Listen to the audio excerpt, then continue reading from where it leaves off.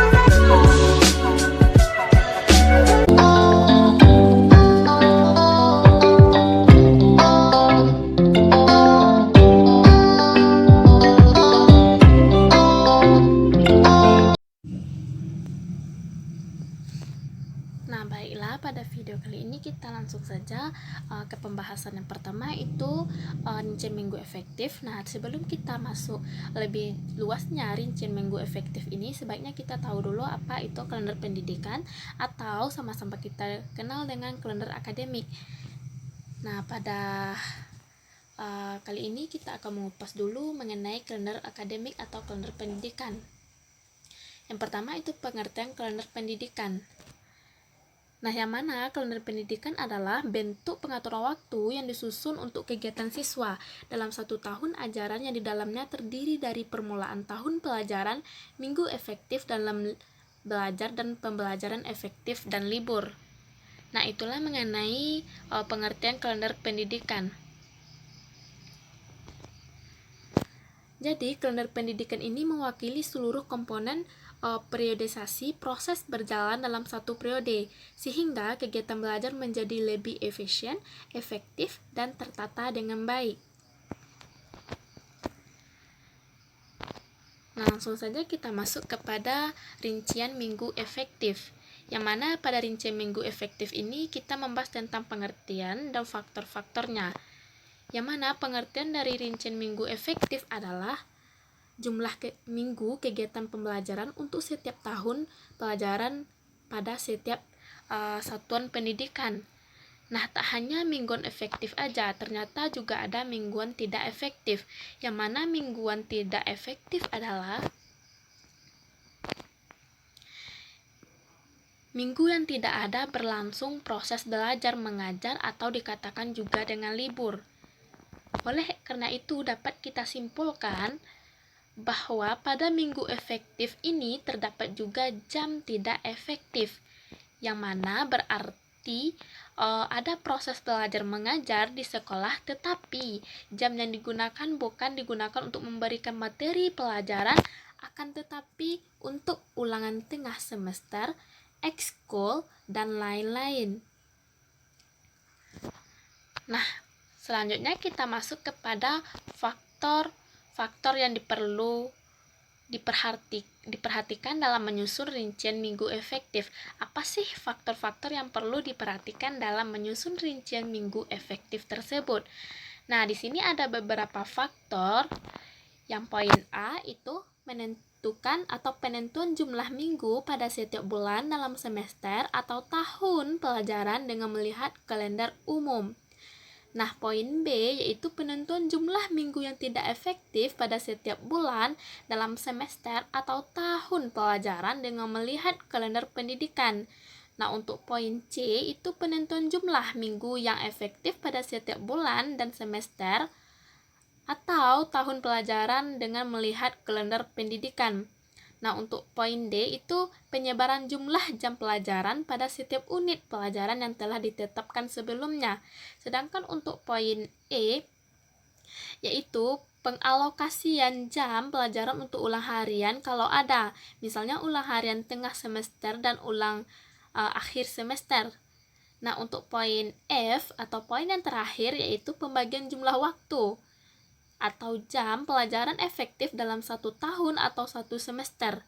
Nah, kesemuan unit secara proporsional dan semua jenis ulangan.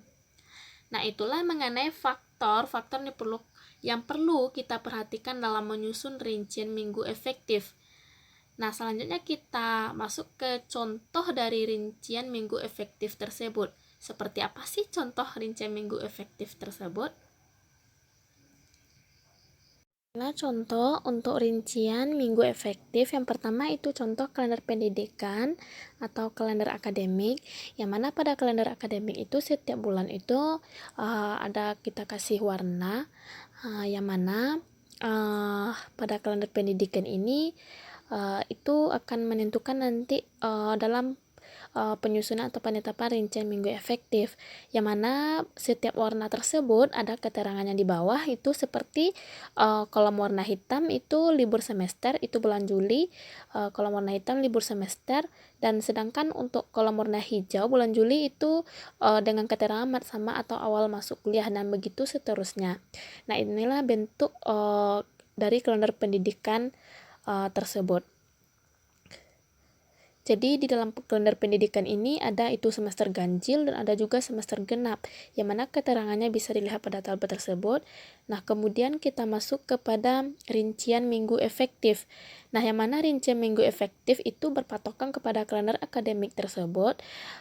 Jadi pada rincian minggu efektif ini, dalam menyusun rincian minggu efektif itu kita pertama dulu buat identitas sekolahnya seperti status pendidikan itu MTS N2 Solok Selatan, sedangkan untuk mata pelajarannya matematika dan juga kelas itu kelas 8, ini semester ganjil tahun pelajaran 2021 sampai 2022.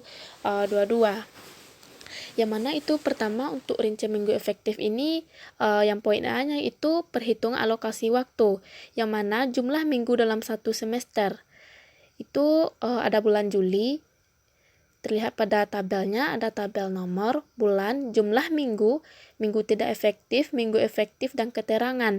Yang mana pada bulan Juli 2021 itu ada jumlah minggunya 4 sesuai dengan kalender akademik tersebut. Yang mana pada minggu tidak efektif ini itu ada 3 minggu yang tidak efektif pada bulan Juli tersebut. Nah, mari kita lihat. Ya, dari kalender akademiknya memang ada 3 minggu yang tidak efektif pada bulan Juli tersebut. Nah, yang mana minggu efektifnya itu ada 1 minggu. Jadi keterangannya yang minggu tidak efektif itu, yang pertama itu pada minggu pertamanya itu ada libur semester. Nah, yang untuk keterangan keduanya itu mat sama dan awal masuk, sedangkan untuk keterangan ketiganya itu hari raya Idul Adha. Nah, begitu seterusnya, sehingga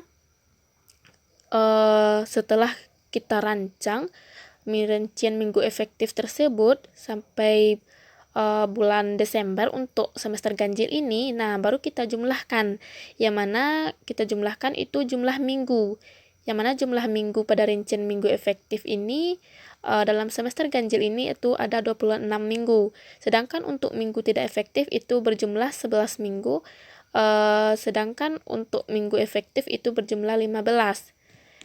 Nah, untuk minggu yang tidak efektif pada semester ganjil ini, itu kita lihat bahwa libur semester dan mat sama, awal masuk, dan hari raya Idul Adha itu tadinya berjumlah 3 minggu, yang mana itu pada bulan Juli, minggu ke-1 sampai ke-3.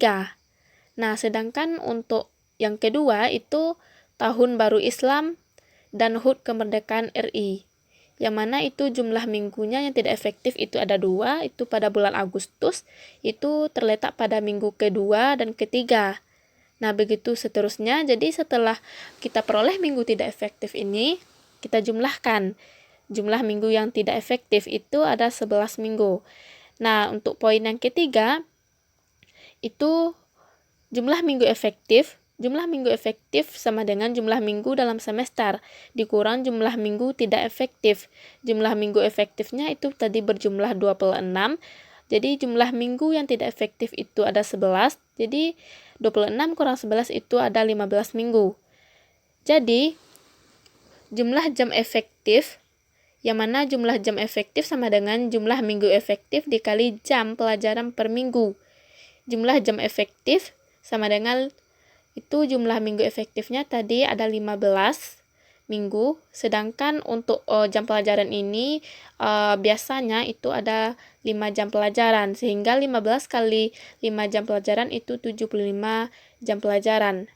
Nah, inilah untuk mengenai rincian minggu efektif pada semester ganjil di kelas 8 dengan mata kuliah matematika. Nah, selanjutnya untuk semester genap itu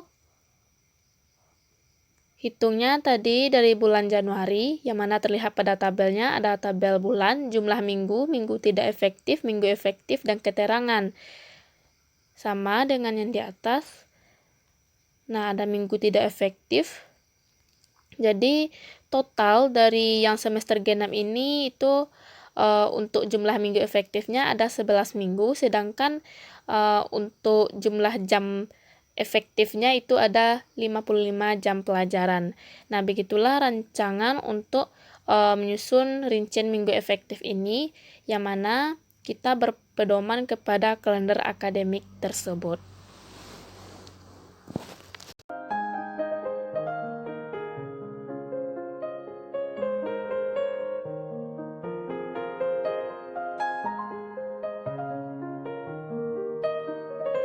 Nah, selanjutnya untuk pembahasan yang kedua itu mengenai prota atau program tahunan. Jadi, yang mana tadinya pembahasan pertama itu kalender akademik dan rincian minggu efektif, yang mana untuk merancang rincian minggu efektif itu berpatokan atau berpedoman kepada kalender akademik atau kalender pendidikan. Nah, sedangkan prota ini tentunya berpedoman juga kepada rincian minggu efektif. Nah, di sini kita bahas tentang pengertian program tahunan.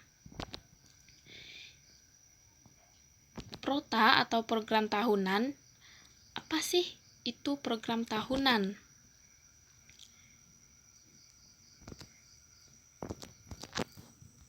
Yang mana program tahunan ialah rencana penetapan alokasi waktu 1 tahun untuk mencapai tujuan SK dan KD yang telah ditetapkan. Nah, penetapan alokasi waktu diperlukan agar seluruh kompetensi dasar yang ada dalam kurikulum seluruhnya dapat dicapai oleh siswa.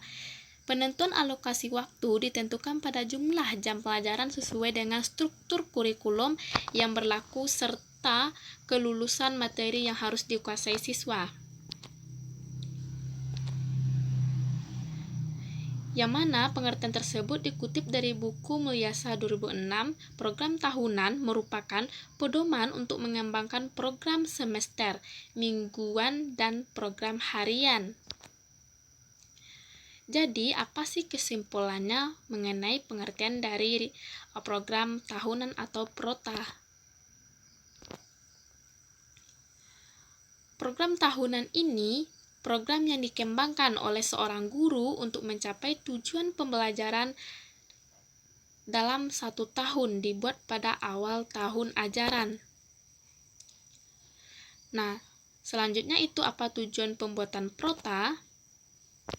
Yang mana tujuannya ialah penyusunan program tahunan untuk menata materi secara logis, sistematis, dan hierarkis, mendistribusikan alokasi waktu untuk setiap pokok bahasan, mendorong proses pembelajaran menjadi efektif dan efisien berdasarkan yang telah ditetapkan, memudahkan guru untuk mengetahui target kurikulum per pokok bahasan atau per bulan. Nah, itulah mengenai tujuan dari pembuatan prota tersebut. Nah, selanjutnya kita masuk kepada komponen-komponen dalam menyusun program tahunan. yang mana komponen-komponen dalam menyusun program tahunan. Adapun komponen utama atau yang minimal wajib dipenuhi dalam penyusunan program tahunan yang meliputi itu identitas. Nah, yang mana identitas ini itu ada satuan pendidikan, mata pelajaran, kelas, semester, atau tahun pelajaran. Nah, itu yang kedua itu ada format isian, yang mana format isian ini mencakup tentang materi, tema, subtema, alokasi waktu, dan bulan yang terperinci per minggu. Nah, hal ini dikutip dari buku Darwinsyah bahwasanya komponen program tahunan terdiri dari 5 komponen, yaitu yang pertama ada identifikasi. Yang kedua ada standar kompetisi atau kompetisi inti. Nah, yang ketiga ada kompetisi dasar atau KD. Nah, yang keempat ada alokasi waktu. Nah, yang kelima itu keterangan. Nah, itulah mengenai komponen-komponen yang wajib kita ketahui dalam menyusun program tahunan atau prota. Nah, selanjutnya faktor-faktor yang perlu diperhatikan dalam menyusun program tahunan. Ada beberapa faktor yang harus diperhatikan. Yang pertama, itu kurikulum. Yang kedua, itu kondisi sekolah. Sedangkan faktor yang ketiga itu kemampuan dan perkembangan siswa. Dan faktor yang keempat itu keadaan guru. Nah, inilah faktor-faktor yang perlu diperhatikan dalam menyusun sebuah program tahunan. Nah, selanjutnya itu fungsi dari program tahunan.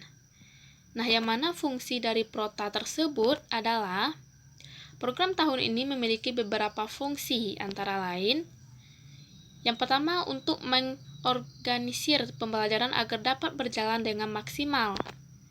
Nah, yang fungsi yang kedua itu sebagai pedoman dalam menyusun program semester. Nah, program suatu pelajaran dan juga sebagai persiapan dalam mengajar agar lebih rapi dan terorganisir secara lebih matang. Nah, untuk fungsi yang ketiga itu sebagai gambaran hal-hal yang akan dilakukan selama 1 tahun pembelajaran. Yang keempat itu sebagai acuan dalam rangka optimalisasi efisien dan efektivitas penggunaan waktu belajar yang efektif yang ada. Nah, selanjutnya itu ada langkah-langkah dalam menyusun program tahunan. Yang mana langkah-langkah dalam menyusun program tahunan ini itu menurut Darwin 2007, langkah-langkah dalam mengembangkan program tahunan yang pertama itu lihat berapa jam alokasi waktu untuk setiap mata pelajaran dan minggu dalam struktur kurikulum seperti yang telah ditetapkan pemerintah, analisis berapa minggu efektif dalam 1 semester seperti yang telah ditetapkan dalam alokasi waktu efektif. Nah, untuk langkah yang keduanya itu melalui analisis tersebut dapat ditentukan beberapa minggu waktu yang tersedia untuk pelaksanaan proses pembelajaran. Nah, yang ketiga itu menandai hari-hari libur, permulaan tahun pelajaran, minggu efektif belajar, waktu pembelajaran efektif per minggu, hari-hari libur yang meliputi yang pertama itu jeda tengah semester, yang kedua itu jeda antar semester, dan yang ketiga itu libur akhir tahun, dan yang keempat itu hari libur keagamaan.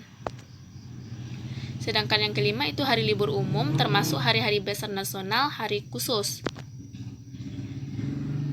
Dan langkah yang keempat itu menghitung jumlah minggu efektif setiap bulan dan semester dalam 1 tahun dan memasukkan dalam format matrik yang tersedia.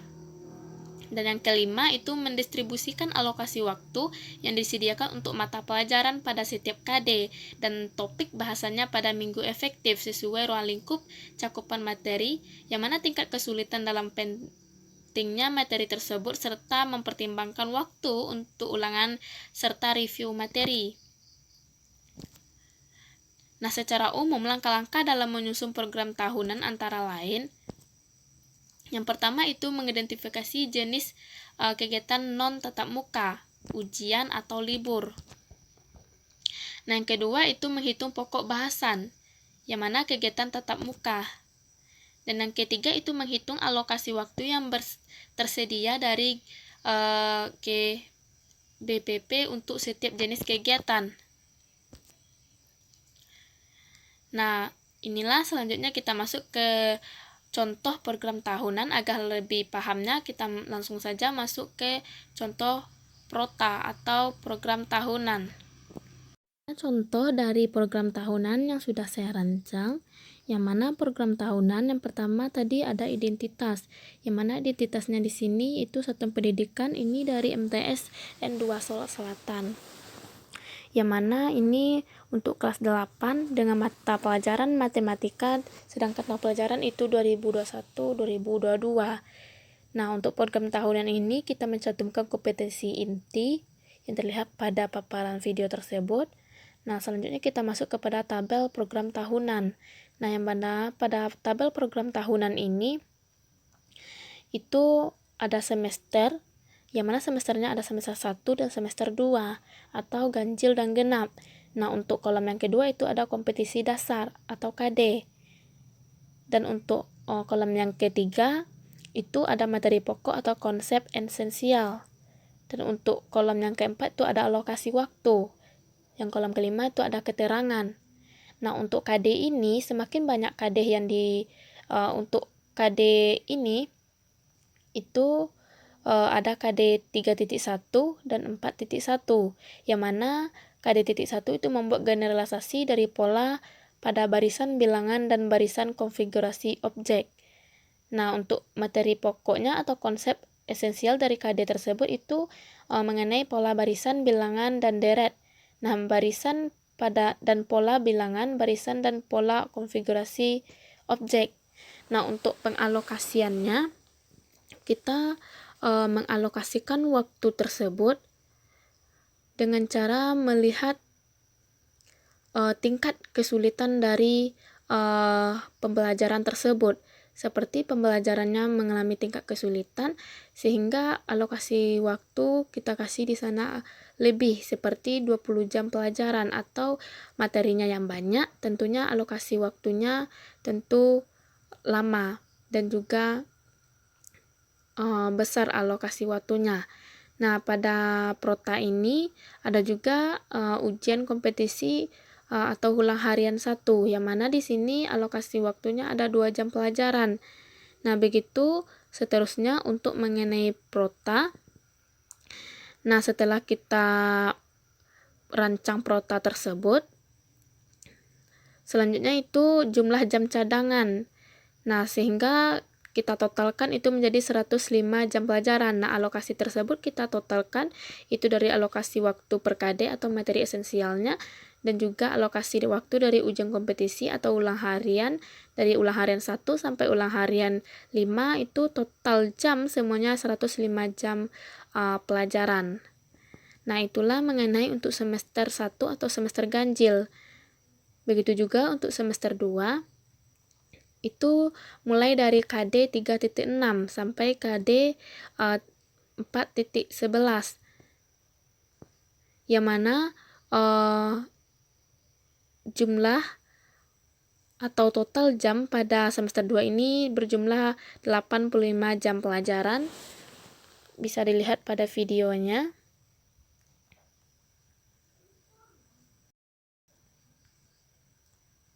Nah, yang pertama itu KD 3.6 itu menjelaskan dan membuktikan teorema Pythagoras dan tripel Pythagoras. Nah, untuk menyusun prota ini tentunya berpatokan kepada rincian minggu efektif. Jadi untuk KD yang 3.6 dan KD 4.6 itu menyelesaikan masalah yang berkaitan dengan teorema Pythagoras dan tripel Pythagoras, sehingga diperoleh materi pokoknya atau konsep esensialnya itu pembuktian teorema Pythagoras, jenis-jenis segitiga tripel Pythagoras, perbandingan sisi-sisi pada segitiga siku-siku sama kaki, perbandingan panjang sisi segitiga yang bersudut 30 derajat, 60 derajat, 90 derajat. Nah, langsung di sana ada uji kompetisi atau ulang harian 1, itu dengan alokasi ke waktu 2 jam pelajaran. Begitu seterusnya, sehingga diperoleh total jam pelajarannya itu ada 85 jam pelajaran.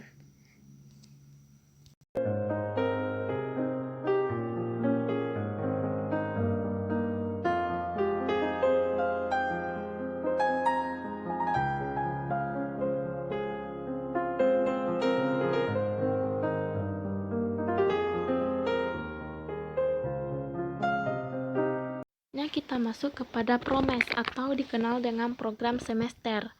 Nah, yang mana PROMES ini berpedoman kepada PROTA yang telah kita bahas. Nah, dalam pembahasan PROMES ini kita pertama bahas tentang pengertian program semester atau pengertian PROMES. Yang kedua itu pokok pembahasannya tentang komponen-komponen PROMES. Dan yang ketiga itu unsur-unsur yang perlu diperhatikan dalam menyusun program semester. Nah, poin yang keempat itu langkah-langkah penyusunan program semester. Yang kelima itu manfaat program semester. Nah, yang keenam itu program semester. Nah, inilah 6 tahap yang akan kita bahas pada PROMES tersebut. Kita langsung saja masuk kepada poin yang pertama itu pengertian program semester, yang mana pengertian program semester adalah program pengajaran yang harus dicapai selama 1 semester. Selama periode ini diharapkan para siswa menguasai pengetahuan, sikap, dan keterampilan sebagai satu kesatuan utuh. Nah, program semester adalah program yang berisikan garis-garis besar mengenai hal-hal yang hendak dilaksanakan dan dicapai dalam semester tersebut. Nah, program semester merupakan penjabaran dari program tahunan. Isi dari program semester adalah tentang bulan, pokok bahasan yang hendak disampaikan, waktu yang direncanakan, dan keterangan-keterangan. Nah, jadi program semester ini berpatokan atau berpedoman kepada PROTA atau program tahunan. Nah, untuk poin yang kedua itu komponen-komponen penyusun program semester. Yang mana komponen-komponen dalam menyusun program semester ini, program semester berisi garis-garis besar mengenai hal-hal yang hendak dilaksanakan dan dicapai dalam semester tersebut. Nah, rencana program semester merupakan penjabaran dari program tahunan. Jadi, program tahunan disusun untuk menentukan jumlah jam yang diperlukan untuk mencapai kompetisi dasar. Maka, dalam program semester diarahkan untuk menjawab minggu beberapa atau kapan pembelajaran untuk mencapai kompetisi dasar tersebut dilakukan. Yang mana komponen program semester yaitu yang pertama ada identitas. Yang mana identitas ini terdiri dari nama satuan pendidikan, mata pelajaran, kelas, semester, tahun pelajaran. Dan yang kedua itu ada komponen isi. Yang mana bagian isi ini terdiri dari KD atau kompetisi dasar, materi pokok, alokasi waktu, bulan dan minggu keterangan. Nah, untuk poin yang ketiga itu ada unsur-unsur yang perlu diperhatikan dalam menyusun PROMES tersebut. Yang mana semester program yang perlu kita perhatikan unsurnya, penyusunan program semester berfungsi sebagai acuan penyusunan satuan pelajaran, acuan kalender kegiatan belajar mengajar, dan untuk mencapai efisiensi dan efektivitas penggunaan waktu belajar yang tersedia. Nah, unsur-unsur yang perlu diperhatikan dalam program semester itu yang pertama tujuan, yang kedua itu ada pokok bahasan, yang ketiga metode belajar, yang keempat itu ada media dan sumber, yang kelima evaluasi pengajaran, yang keenam itu ada waktu. Nah, itulah unsur-unsur yang perlu kita ketahui dalam menyusun PROMES. Nah, selanjutnya langkah-langkah penyusunan PROMES. Yang mana langkah-langkah penyusunan PROMES yang pertama itu memasukkan KD atau kompetisi dasar, topik, dan subtopik bahasan dan format program semester. Nah, yang kedua itu menentukan jumlah jam pada setiap kolom minggu dan jumlah tatap muka per minggu untuk mata pelajaran. Nah, langkah ketiga itu mengalokasikan waktu sesuai kebutuhan bahasan topik dan subtopik pada kolom minggu dan bulan. Nah, yang keempat itu membuat catatan atau keterangan untuk bagian-bagian yang membutuhkan penjelasan. Nah, poin yang kelima itu manfaat dari program semester ini.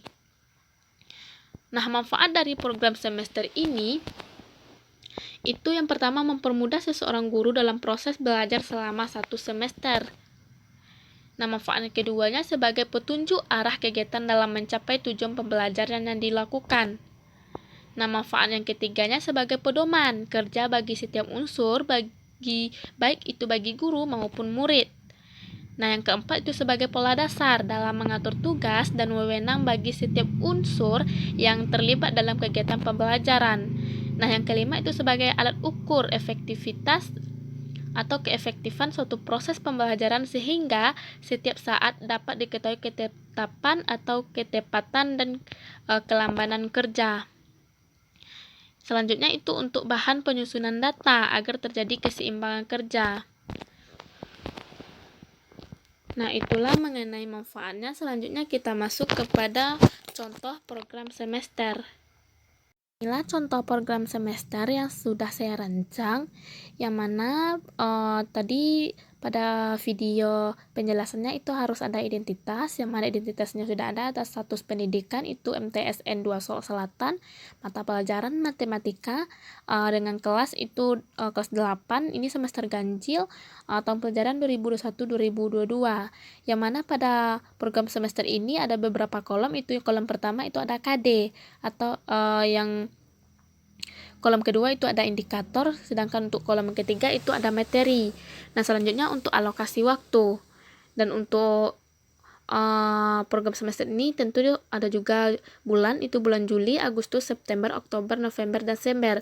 Nah, bulan tersebut itu bulan pembelajaran pada proses berlangsungan pembelajaran pada semester ganjil. Dan selanjutnya kolom terakhir itu ada keterangan, yang mana pada KD tersebut itu membuat generalisasi dari pola pada barisan bilangan dan barisan konfigurasi objek, yang mana indikator dari KD 3.1 itu ada indikator 3.1 mengidentifikasi pengertian pola bilangan, yang mana materi tersebut berkaitan dengan pola bilangan asli, pola bilangan ganjil, pola bilangan genap pada bilangan. Nah, untuk menentukan alokasi pada program semester ini, kita lihat materi pada program semester tersebut. Semakin sulit materinya, maka semakin lama alokasi waktunya yang akan ditetapkan dalam program semester tersebut. Nah, untuk indikator dalam program semester ini, bahwa yang perlu kita ketahui bahwa indikator, semakin banyak indikator yang diperoleh itu petanda atau bukti bahwa guru itu memang rajin. Nah, untuk yang pertama itu mengenai KD 3.1, di sini saya menemukan beberapa indikator, yaitu sampai indikator 3.1.12. Sedangkan untuk 4.1 itu menyelesaikan masalah yang berkaitan dengan pola pada barisan bilangan dan barisan konfigurasi objek, yang mana di sini terdapat beberapa indikator, yaitu sampai indikator 4.1.5 dan begitu seterusnya. Nah, untuk promes ini itu ada keterangan, seperti pada bulan Juli itu pada minggu pertama itu terlihat keterangannya ada libur semester, sedangkan untuk minggu yang kedua itu matsama atau awal masuk sekolah. Nah, begitu seterusnya sampai bulan Desember gitu. Nah, setelah kita rancang program semester ini, selanjutnya itu untuk program semester semester genap. Nah, program semester untuk semester genap ini terlihat itu sama dengan semester ganjil. Di sini saya menemukan misalnya untuk KD 3.6 itu saya menemukan beberapa indikator, yang mana untuk KD 3.6 itu ada 5 indikator. Sedangkan untuk semester genap ini itu hitungan bulannya dari bulan Januari sampai bulan Juni. Terlihat pada slide videonya bentuk dari program semester tersebut.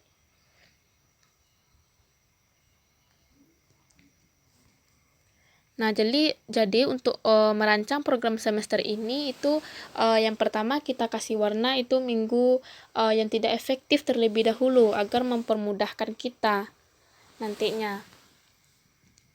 Nah, itulah mengenai contoh dari program semester.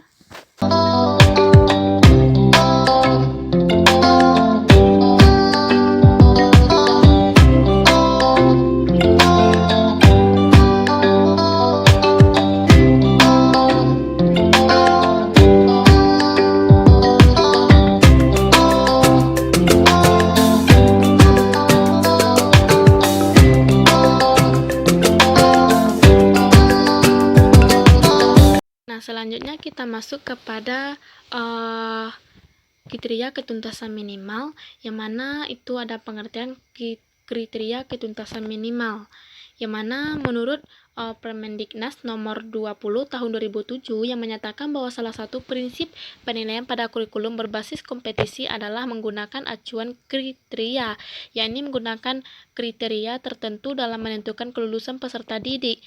Nah, kriteria paling rendah untuk menyatakan peserta didik mencapai ketuntasan dinamakan kriteria ketuntasan minimal atau dikenal dengan KKM.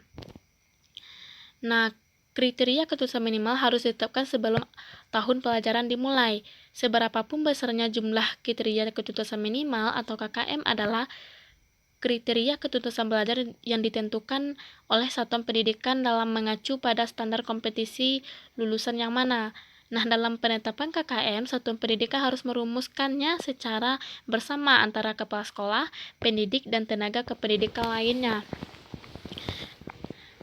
Nah, di sana ada prinsip penetapan KKM, yang mana prinsip penetapan KKM itu penetapan KKM merupakan kegiatan pengambilan keputusan yang dapat dilakukan melalui metode kualitatif dan atau kuantitatif. Nah, untuk prinsip yang keduanya itu penetapan nilai KKM dilakukan melalui analisis KKM pada setiap indikator dengan memperhatikan kompleksitas atau daya dukung dan intake peserta didik. Nah, untuk prinsip yang ketiga itu kriteria ketuntasan minimal setiap kompetisi dasar atau KD merupakan rata-rata dari indikator yang terdapat dalam kompetisi dasar tersebut.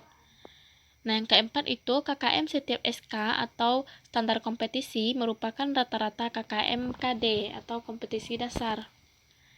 Nah, untuk prinsip yang kelima itu pada setiap indikator atau KD dimungkinkan adanya perbedaan nilai ketuntasan minimal. Nah, untuk yang keenam itu KKM mata pelajaran merupakan rata-rata dari semua KKM SK yang terdapat dalam satu semester atau 1 tahun pembelajaran. Nah, selanjutnya itu indikator merupakan referensi atau rujukan bagi pendidik untuk membuat soal pengulangan baik UH, UTS maupun UAS.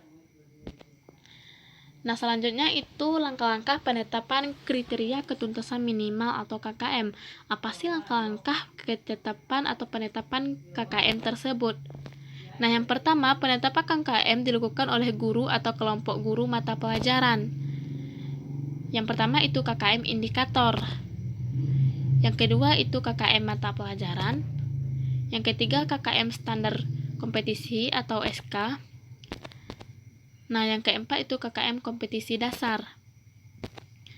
Nah, selanjutnya aspek-aspek dalam merumuskan KKM atau kriteria ketuntasan minimal. Yang pertama itu tingkat kompleksitas. Yang kedua itu daya dukung. Nah, yang mana tingkat kompleksitas ini seperti pedoman materinya atau pembelajarannya, sedangkan untuk daya dukung ini seperti sarana prasarana yang mendukung proses pembelajaran tersebut, sedangkan intake ini pengetahuan dimiliki oleh peserta didik. Yang mana tingkat kompleksitas itu guru yang memahami dengan benar kompetisi yang harus dibelajarkan pada peserta didik. Yang kedua, guru yang kreatif dan inovatif dengan metode pembelajaran yang bervariasi. Nah, yang ketiga itu guru yang menguasai pengetahuan dan kemampuan sesuai bidang yang diajarkan. Yang keempat itu peserta didik yang cermat, kreatif, dan inovatif dalam penyelesaian tugas pekerjaan. Yang kelima itu penalaran, tingkat kemampuan penalaran dan kecermatan yang tinggi agar peserta didik dapat mencapai ketuntasan belajar. Yang keenam itu peserta didik dengan kemampuan penalaran tinggi dan peserta didik yang cakap terampil menerapkan konsep.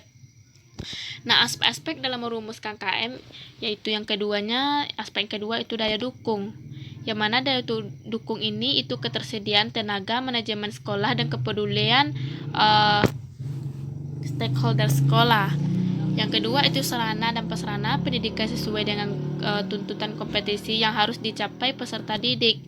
Nah, yang ketiga seperti perpustakaan, laboratorium, dan alat atau bahan untuk proses pembelajaran. Selanjutnya yang ketiga itu tingkat kemampuan atau intake rata-rata peserta didik di sekolah yang bersangkutan. Contohnya, penetapan intake di kelas 10 dapat didasarkan pada hasil seleksi pada saat penerimaan peserta didik baru, nilai ujian nasional sekolah, rapor SMP, teks seleksi masuk atau psikotes. Sedangkan penetapan intake di kelas 11 dan 12 berdasarkan kemampuan peserta didik di kelas sebelumnya. Nah, selanjutnya itu contoh penetapan KKM. Yang pertama itu hitung jumlah kompetisi dasar atau KD setiap mata pelajaran setiap kelas. Nah, yang kedua itu tentukan kekuatan atau nilai untuk setiap aspek komponen sesuai dengan kemampuan masing-masing aspek. Nah, yang ketiga itu jumlah nilai setiap komponen atau selanjutnya dibagi 3 untuk menentukan KKM setiap KD. Yang keempat itu jumlahkan seluruh KKM KD, selanjutnya dibagi dengan jumlah KD untuk menentukan KKM mata pelajaran. Nah, yang kelima itu KKM setiap mata pelajaran pada setiap kelas tidak sama tergantung pada kompleksitas KD, daya dukung, dan potensi siswa. Jadi, tentukan kekuatan nilai untuk setiap aspek komponen sesuai dengan kemampuan masing-masing aspek. Yang pertama itu aspek kompleksitas, yang mana semakin kompleks atau sukar KD maka nilai semakin rendah, tetapi semakin mudah KD maka nilainya semakin tinggi. Nah, untuk aspek sumber daya pendukung, semakin tinggi sumber daya pendukung maka nilainya semakin tinggi, sedangkan untuk aspek intake itu semakin tinggi kemampuan awal siswa intake maka nilainya semakin tinggi.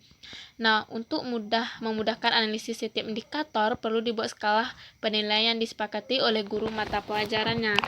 Yang contohnya, inilah contoh KKM atau kriteria ketuntasan minimal yang sudah saya rancang, yang mana itu ada identitasnya, itu ada status pendidikan dari MTSN 2 Solo Selatan, mata pelajarannya matematika untuk kelas 8, ada semester ganjil, tahun pelajarannya 2021-2022, yang mana pada KKM ini tentu mencantumkan kompetisi inti.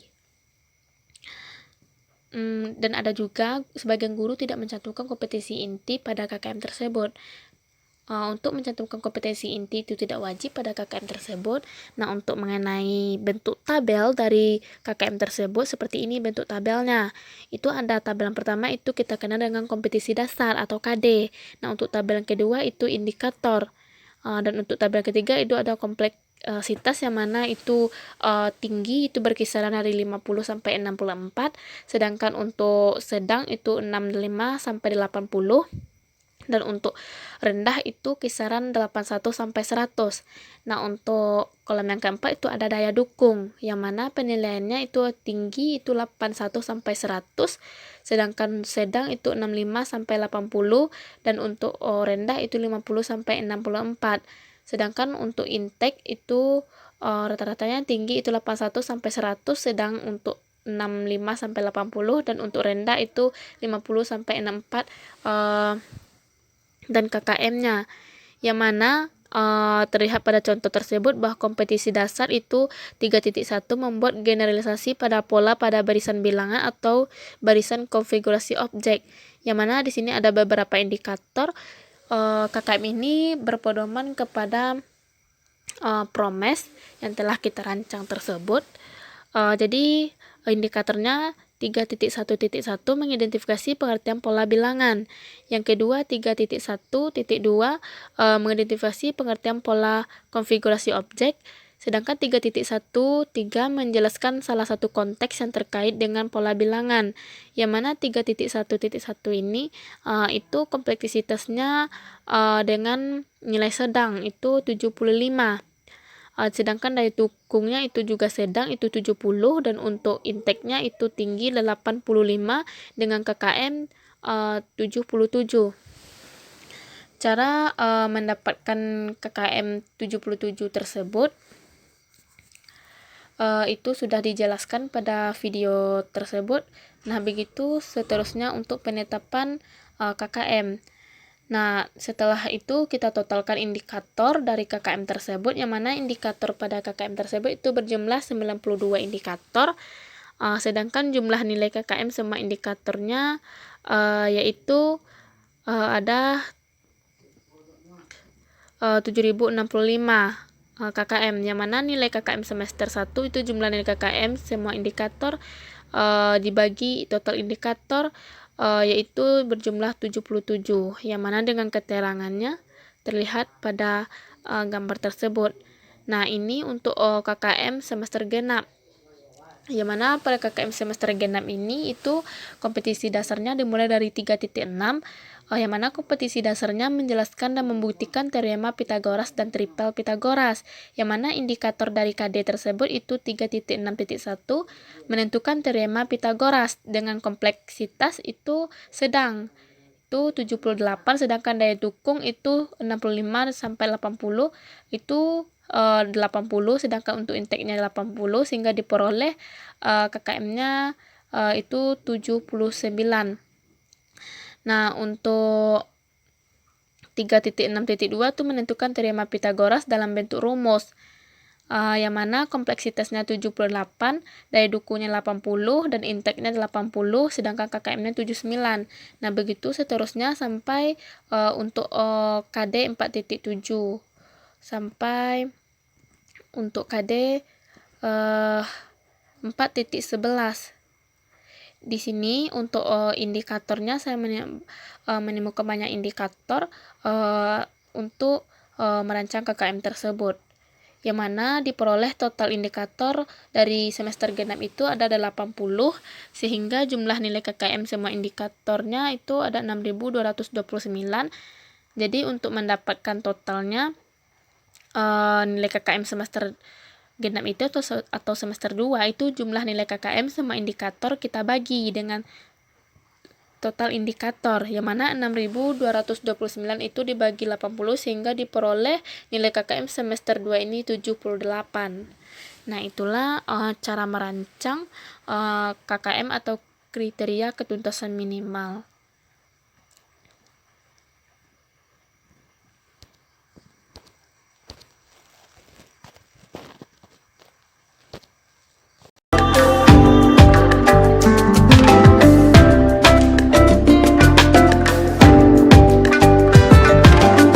Kita masuk kepada analisis KI dan KD,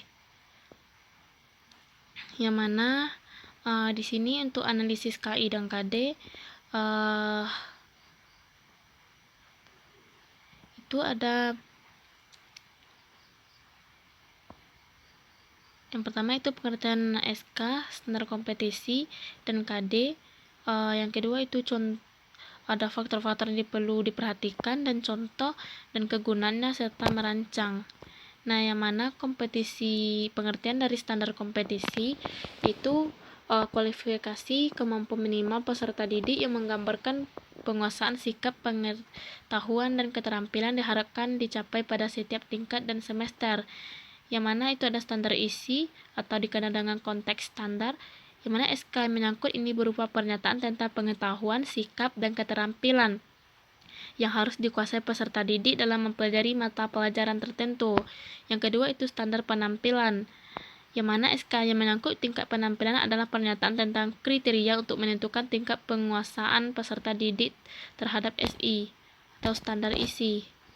Nah, pengertian kompetisi merupakan perpaduan dari pengetahuan, keterampilan, nilai, dan sikap yang direfleksikan dalam kebiasaan berpikir dan bertindak. Dalam hal ini, kompetisi diartikan sebagai pengetahuan, keterampilan, dan kemampuan yang dikuasai oleh seseorang. Nah, ada beberapa aspek dalam kompetisi sebagai tujuan, antara lain itu pengetahuan atau yaitu kemampuan dalam bidang kognitif, sedangkan untuk yang kedua itu pemahaman, yaitu kedalaman pengetahuan yang dimiliki setiap individu. Yang ketiga kemahiran atau skill, yang keempat itu nilai, yang kelima itu sikap, yang keenam itu ada minat. Nah, pengertian kompetisi dasar. Kompetisi dasar adalah pengetahuan atau keterampilan dan sikap minimal yang harus dikuasai oleh peserta didik dalam penguasaan materi pelajaran diberikan dalam kelas pada jenjang pendidikan.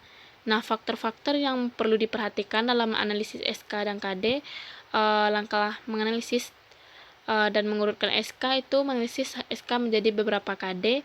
Yang kedua itu mengurutkan KD sesuai dengan terkaitan baik secara prosedur maupun hierarkis, yang mana itu menurut Ditch dan Carr membedakan dua pendekatan pokok dalam analisis dan urutan SK. Yang pertama pendekatan prosedural, yang kedua pendekatan hierarkis.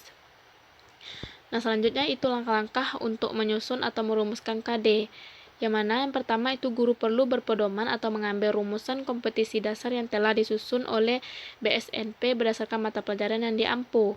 Nah, yang kedua, guru memilih kompetisi dasar yang telah dirumuskan oleh BSNP untuk setiap mata pelajaran. Pemilihan KD harus sesuai dengan jenjang pendidikan, mata pelajaran, dan semester. Nah, yang ketiga itu setelah KD dipilih, selanjutnya dilakukan analisis dengan mengajukan pertanyaan dasar. Nah, yang ketiga itu kegunaan analisis SK dan KD dalam pembelajaran matematika. Yang pertama itu mengembangkan silabus, yang kedua menentukan kebutuhan waktu yang diperlukan untuk masing-masing kompetisi dasar maupun mata pelajaran dalam satu tingkat kelas. Yang keempat itu merancang analisis SK dan KD beserta contohnya. Analisis standar kompetisi atau kompetisi dasar SKKD dilakukan untuk menentukan kompetisi-kompetisi mana yang memerlukan bahan ajar. Nah, dari hasil analisis ini akan dapat diketahui beberapa banyak bahan ajar yang harus dipersiapkan dalam satu semester tertentu dan jenis bahan ajaran yang mana yang akan dipilih. Nah, untuk merancang analisis SK dan KD ini, yang pertama itu perumusan kompetisi dasar dan indikator. Nah, yang kedua itu mengkaji dan menentukan standar kompetisi, sedangkan yang ketiga mengidentifikasi materi pokok pembelajaran, dan keempat itu untuk analisis KI dan KD, contohnya yang telah saya rancang bisa dilihat pada paparan videonya. Itu ada identitas yang mana sekolah status pendidikannya itu MTSN 2 Selatan, mata pelajarannya matematika, dan kelas untuk kelas 8 semester ganjil, tahun pembelajarannya itu 2021-2022. Nah, untuk analisis KI dan KD ini tentunya berpedoman kepada KKM yang telah kita rancang. Yang mana analisis KI dan KD ini ada kompetisi inti, ada beberapa tabel. Itu ada tabel yang pertama kompetisi inti. Jadi untuk kompetisi intinya itu ada kat 1, 3, yang mana memahami, menerapkan pengetahuan faktual, konseptual, prosedur, dan metakognitif pada tingkat teknis dan spesifik sederhana berdasarkan rasa ingin tahunya tentang ilmu pengetahuan. Nah, untuk tabel yang kedua itu ada kompetisi dasar, yang mana 3.1 membuat generalisasi dari pola pada barisan dan barisan konfigurasi objek. Nah, yang ketiga itu ada indikator pencapaiannya, tabel yang ketiga indikator pencapaian, yang mana indikator pencapaian ini, cara merancang indikator pencapaian ini itu sesuai dengan KKM yang telah kita rancang tersebut. Nah, yang kolom yang keempat itu ada materi pokok. Nah, untuk memperoleh materi pokok ini dengan cara menghilangkan kata kerja dari kompetisi dasar, seperti membuat generalisasi dari pola pada barisan dan barisan konfigurasi objek. Itu materi pokoknya generalisasi dari pola pada barisan dan barisan konfigurasi objek, yang mana kolom yang kelima itu ada ruang lingkup. Ruang lingkupnya itu tentang materi itu ada 1, 2, 3, 4, 5, dan selanjutnya ada alokasi waktu. Nah, dan begitu seterusnya, dan juga ada kompetisi inti KI 4, yang mana menunjukkan keterampilan menalar, mengolah, dan menyajikan secara kreatif, produktif, kritis, mandiri, kolaboratif, dan komunikatif dalam ranah konkret, dalam ranah abstrak, sesuai dengan yang dipelajari dari sekolah dan sumber lain yang sama dalam sudut pandang teori. Dan juga kompetisi dasar dari KI 4 ini, yang pertama itu kompetisi dasar 4.1, yang mana menyelesaikan masalah yang berkaitan dengan pola pada barisan bilangan dan barisan konfigurasi objek. Jadi untuk ruang lingkupnya seperti kompetisi dasar 3.1, yang mana materi pokoknya itu generasi dari pola barisan dan barisan konfigurasi objek ini termasuk kepada materi apa? Seperti keterangan ini bisa kita lihat itu masuk ke materi pola bilangan. Makanya pada tabel tersebut ditandai pada ruang lingkup 1 materi pola bilangan dengan alokasi waktu itu 8 kali 45 menit. Nah, untuk pengalokasian waktu ini kita berpedoman kepada promes tersebut, bahwa pada promes itu jam pelajaran, cuma di sini menit hitungannya. Nah, untuk keterangannya bisa dilihat itu ruang lingkup. Keterangan dari ruang lingkup tersebut meliputi yang pertama pola bilangan, yang kedua koordinat kartesius, relasi dan fungsi, persamaan garis lurus, dan SPLDV. Nah, yang untuk analisis kriteria semester genapnya itu ada kompetisi inti, yang mana genap dari kompetisi dasarnya itu 3.6. Nah, begitu seterusnya.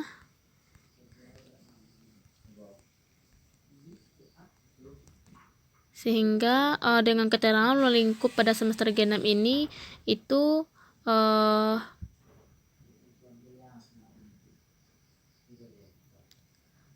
ada teorema Pitagoras, lingkaran dan garis singgung lingkaran, geometri bidang dan ruang, statika dan peluang.